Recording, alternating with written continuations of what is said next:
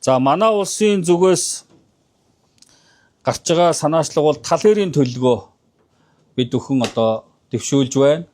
Тал хэрийн төлөлгөө маань дотроо 3 санаачлагтай. Нэг дэх санаачлага бол бид өхөн бэлчээрийн тэргүүлэх санаачлага гэж байна. Манай нийт газар нутгийн 70-80 орчим хувь нь бэлчээр эзэлж байгаа. Тийм учраас бэлчээрийн бас дийлэнх хэсэг нь бас цөлжилтөд нэрэгдэж эхэлсэн байгаа учраас энэ ган цөлжилтийн асуудал, бэлчээрийн дороотлын асуудал бол зайлшгүй шууд энэ бэлчээртэй холбоотой. За хоёр дахь санаачлага бол усваа газрын нэгдсэн менежментийн санаачлага байгаа. За мэдээж бэлчээр байхад тэнд бас ус хэрэгтэй. За бүх асуудлууд газартай холбоотой.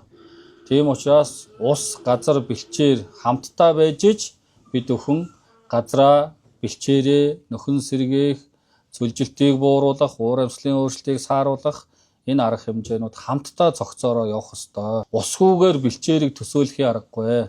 Бэлчээрийг газаргүйгээр төсөөлөхийн аргагүй. Тийм учраас энэ асуудлууд бол цогцоороо байна.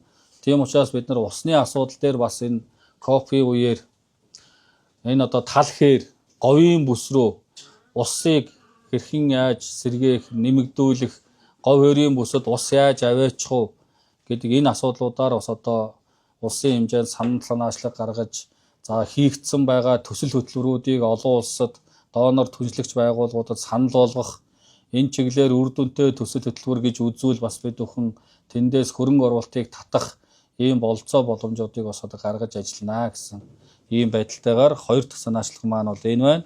За гурав дахь гол санаачлага маань бол байгальд суурилсан шийдэл үхий доктортой дид үтцийн санаачлага байгаамаа. За энэ бол үндсэндээ байгалийн дид үтцийг өөрөөр нь ашиглаж манай улс өөрөө жилийн 365 хоногийн 270-81 хоногт нь тунгалаг нартай байдаг.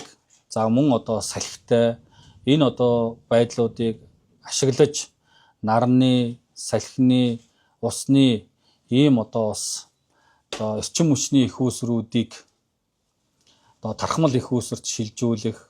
За нөгөө талаар бас энэ чиглэлээр хөдөөгийн айл өрхүүдийг нарны эрчим хүчээр хангах гэдэг олон төсөл хөтөлбөрүүдийг хэрэгжүүлж болохоор байгаа.